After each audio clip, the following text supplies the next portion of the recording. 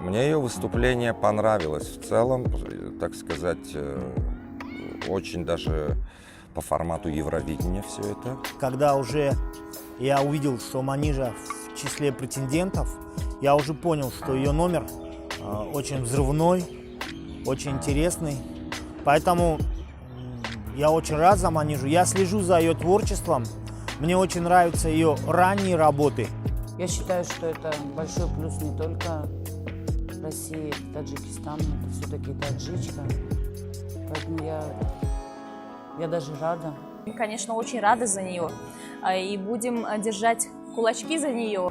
Ну, я рада за нее. Дай бог ей удачи, она молодец.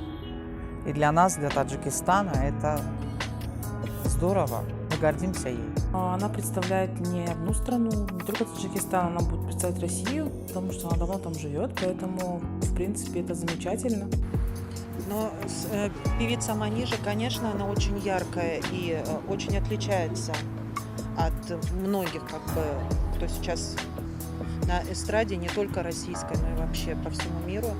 И сам образ яркий, и голос очень запоминающийся, сам ее образ. Тем более, что нам приятно то, что она тоже с Азии, азиатская девушка, выступает на большой сцене. Она очень популярна, и у нее есть свой стиль, который, к сожалению, у единиц, только единиц можно выделить, у кого есть свой стиль. И этот стиль очень хорошо сочетается в том, что и голос, и образ, и смысл песен, все очень лаконично у нее, очень органично, лаконично. С молодости она добилась таких ярких успехов. Что я могу сказать о Маниже Сангин?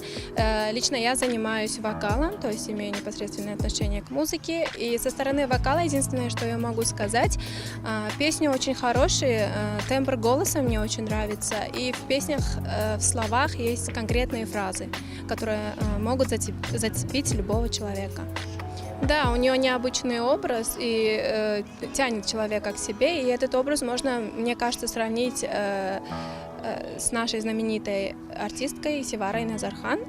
У них схожие манеры, схожие, схожий внешний вид у них.